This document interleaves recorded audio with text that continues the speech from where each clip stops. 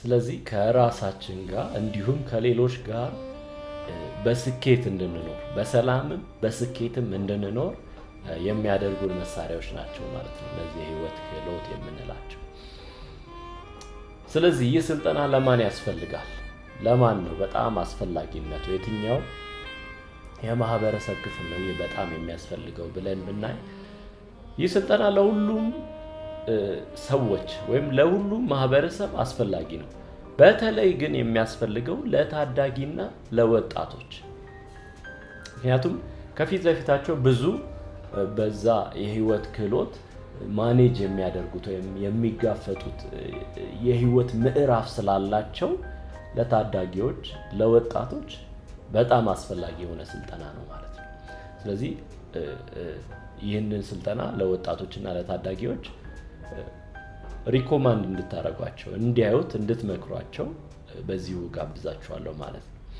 የዚህ ስልጠና ዓላማ ሰዎች በዕለት ተዕለት ኑሯቸው በየቀኑ በሚኖሩት ኑሮ ጤናማና ትክክለኛ ውሳኔዎችን እንዲወስኑ መርዳት ነው። የሚወስኑት ውሳኔ በዕለት ተዕለት ሂደታችን ብዙ የምንወስናቸው ውሳኔዎች አሉ።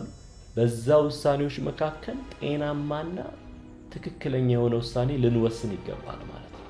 ያለበለዚያ ህይወታችን የምንወስናቸው ውሳኔዎች ትክክል ካልሆኑ በዛው አቅጣጫ ህይወታችን ይሄዳል ማለት ነው። ዛሬ ላይ መስራት ሲገባን፣ ዛሬ ላይ ራሳችንን መቀየር ሲገባን በቸልተኝነት የምንኖር ከሆነ ነጋችን ላይ ተጽዕኖ አለው። ነጋችን ላይ ትክክለኛ ያልሆነ አሻራን ያስቀምጣል ማለት ነው። ሌላው አሉታዊ የሆኑ ተጽዕኖችን ለመቋቋም እንዲችሉ መርዳት ነው። በአንድም በሌላም ከሰዎች ጋር ባለን ግንኙነት ባለን መስተጋብር የተለያዩ ተጽዕኖዎች ወደኛ ይመጣሉ። ምክንያቱም በህይወታችን ዋጋ አላቸው ብለን ከያዝናቸው ጉዳዮች ጋር የሚቃረኑ ለምሳሌ ሃይማኖታዊ ዋጋ ያላቸው ጉዳዮች ሊሆኑ ይችላሉ። አስተሳሰባዊ ዋጋ ያላቸው ጉዳዮች ሊሆኑ ይችላሉ። ከነዛ ጋር የማይስማሙ ወይም አሉታዊ የሆኑ ተጽዕኖዎች ወደ ህይወታችን ይመጣሉ። እነዚህ ነገሮች ለመቋቋም ግዴታ እነዛን ነገሮች በትክክል መረዳት አለብን። በመጀመሪያ ምንድነው የኔ አቋም? ምንድነው በዚህ ጉዳይ ላይ የኔ መረዳት የኔ አመለካከት ምንድነው የሚለውን ነገር በትክክል መረዳት ያስፈልገናል። ያለበለዚያ ሰዎች በሚሄዱበት መንገድ ሁሉ ልንሄድ እንችላለን። ያ ማለት ደግሞ ምናልባትም ሰዎች ሲሳሳቱ አብረን የመሳሳት እድላችን ከፍተኛ ነው ማለት ነው። ሌላው ውጤታማ እንዳይሆኑ የሚያግዱትን መጥፎ ባህሪያት እንዲያስወግዱ ይረዳል ማለት ነው።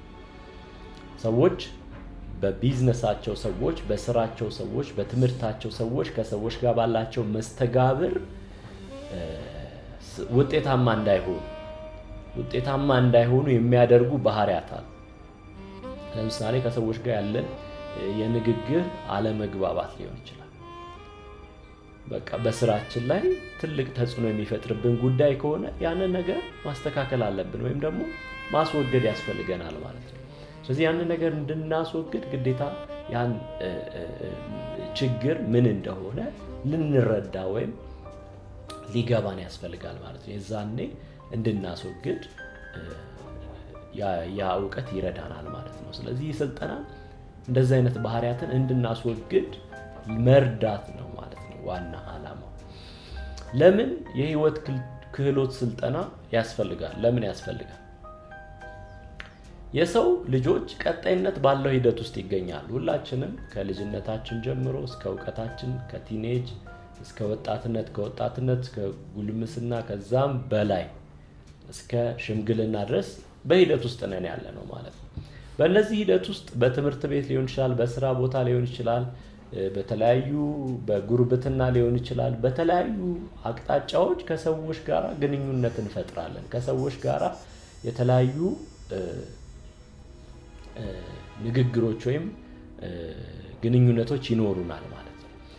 እነዚህም ግንኙነት በእነዚህ ጉዳዮች ላይ የተመሰረቱ ሊሆኑ ይገባል። ቀጥሎ በማሳያችሁ ማለት ነው። ምንድነው? አንደኛው ጥልቅ የሆነ አስተሳሰብ ላይ ሊመሰረት ይገባል። ያለበለዚያ ሰዎችን ሲጎዱ እንግዲህ ሁላችንም በተለያየ በአንድም በሌላም ሰዎች ጎድተውን ሊሆን ይችላል። ስለዚህ እንደዛ እንዳንጎዳ ምን ማድረግ አለብን? አስተሳሰባችን ጠለቅ ያለ መሆን አለበት። ነገሮችን ከወዲህም ከወዲያም የሚያይ አይነት አስተሳሰብ ሊኖረን ይገባል ማለት ነው። ሌላ ውሳኔ እንድንሰጥ ምንም ቅድም እንዳልነው ትክክለኛ የሆነ ውሳኔ እንድንሰጥ ሊያስፈልገናል ማለት ነው። በእነዚህ ግንኙነት ውስጥ ትክክለኛ ያልሆነ ውሳኔ ከሰዎች ጋር እንድንጋጭ፣ ከመንግስት ጋር እንድንጋጭ፣ ከተለያዩ ሁኔታዎች ጋር ህይወታችን ትክክለኛ ወደ አልሆነ መንገድ እንዲመራ ምክንያት ሊሆን ስለሚችል ማለት ነው። ስለዚህ ትክክለኛ ነው ውሳኔ መስጠት እንድንችል ያስፈልገናል ማለት ነው። የዚህ ስልጠና ያስፈልገበት ዋና ዓላማ እነዚህ ነገሮች ለማስተካከል ነው ማለት ነው። ሶስተኛው የንግግር ክህሎት እንዲኖረን ማድረግ። ቅድም እንዳልነው ከሰዎች ጋር ባለን ግንኙነት፣ ከሰዎች ጋር ባለን መስተጋብር የተለያዩ አይነት የንግግር ዘዬዎችን፣ የንግግር ክህሎቶችን እንጠቀማለን። ስለዚህ የተሻለ የንግግር ክህሎት ባለን ልክ ህይወታችንን በዛው ልክ ተጽዕኖ መፍጠር ይችላል ማለት ነው። ስለዚህ የንግግር ክህሎት እንዲኖረን ይጠቅመናል ማለት ነው። ምናልባት የተለመደው የትምህርት ስርዓት ስንል መደበኛውን የትምህርት ስርዓት ማለታችን ነው። ያም ማለት ከአንደኛ ክፍል ጀምሮ እስከ 12 በተለያዩ ትምህርት ቤቶች ሄደን የምንማረው፣ እንዲሁም በኮሌጅ ውስጥ እንዲሁም በዩኒቨርሲቲ ውስጥ ከፍተኛ የትምህርት ተቋማት በሚባሉት ውስጥ የምንማረው ወይም የምንወስደው የምናዳብረው ዕውቀት ማለት ነው። ያ ዕውቀት የሚያተኩረው ሰዎች የሚያተኩረው በኖርማል በተለመደው ዕውቀት ላይ ስለሆነ በህይወት ክህሎት ላይ የተሻለ ለማድረግ የሚያደርገው አስተዋጽኦ የለም። ያን ማለት የተወሰነ አስተዋጽኦ ሊኖረው ይችላል፣ በጣም የተወሰነ ትንሽዬ። ነገር ግን በህይወት ክህሎት የተሻለን እንድንሆን አያደርገንም ያ የትምህርት ስርዓት ማለት ነው። ስለዚህ ያ የትምህርት ስርዓት በዚህ አይነት ሁኔታ በህይወት ክህሎታችን የተሻለ ማያደርገን ከሆነ ሌሎችን ህይወታችንን ኤፌክቲቭ የሚያደርጉ ህይወታችንን ተጽዕኖ ፈጣሪ የሚያደርጉ ክህሎቶችን ልንቀስም ስለሚያስፈልገን ይህ ስልጠና አስፈላጊ ነው ማለት ነው። ስለዚህ ይህን ስልጠና ከወሰድን በኋላ በዛ ምናልባትም በፊት ባለን ዕውቀት ላይ እንደ ተጨማሪ ሆኖ ህይወታችን ወደፊት እንዲሄድ ይረዳዋል ወይም ያግዘዋል ማለት ነው። ይህ ስልጠና በውስጡ ምን ይዟል? እነዚህ 3 ዋና ዋና ጉዳዮች ይዟል ማለት ነው። አንደኛው ራስን ማወቅና ከራስ ጋር መኖር መቻል። ማን ነኝ እኔ? ምን አለኝ? ምንድን ነኝ? ምን አይነት ባህሪያት አሉኝ? ምን አይነት ክህሎቶች አሉኝ? ምን አይነት አካሄድን ነው የምጠቀመው? ምን አይነት ደግሞ ዋጋ የምሰጣቸው ነገሮች አሉ የሚለውን እንድናቅ፣ ከዛ ከራሳችን ጋር በሰላም መኖር እንድንችል። ታቻል ሰዎች አንዳንዴ ከራሳቸው ጋር ይጣላሉ። በፊት በነበራቸው ህይወት ሊሆን ይችላል፣ ከሰዎች ጋር ባላቸው ግጭት ሊሆን ይችላል፣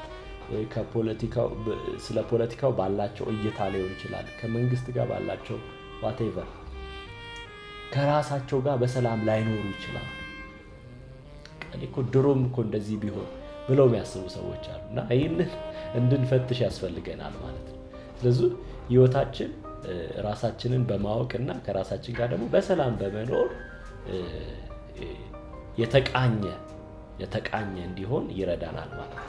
ሌላ በአካባቢያችን ያሉትን ሌሎችን ማወቅና ከነሱ ጋር መኖር መቻል። እንዴት ነው ከሰዎች ጋር የምንኖረው? እንዴት ነው ከሰዎች ጋር ግንኙነት የምንፈጥረው? እንዴት ነው ከሰዎች ጋር በሰላም ወጥተን መግባት የምንችለው የሚለውን ነገር እንመለከትበታለን። ሶስተኛው ውጤታማ የሆነ ውሳኔን መወሰንና ችግርን መፍታት መቻል። እንግዲህ በዚህ ሂደት ውስጥ ቅድም እንዳልነው በየዕለቱ የምንወስነው ውሳኔ እኛን ህይወት ወይም የምንደርስበትን ነገር ይወስናል ብለናል። ስለዚህ ትክክለኛ ውሳኔ መወሰን መቻል አለብን ማለት ነው። ሌላስ በዚህ ሂደት ውስጥ የሚፈጠሩ ችግሮች ይኖራሉ። አለመግባባቶች፣ አለመጣጣሞች ሊኖሩ ይችላሉ። እነዚህን ችግሮች ለመፍታት ግዴታ ችግርን የመፍታት ክህሎቶች ሊኖሩን ይገባሉ። ስለዚህ እነዚህን ጉዳዮችም በዚህ ስልጠና ውስጥ እንመለከታለን ማለት ነው። ስለዚህ አብራችሁን እንድትሆኑ እንጋብዛችኋለን። በቀጥታ ወደ ስልጠናው እንሄዳለን ማለት ነው።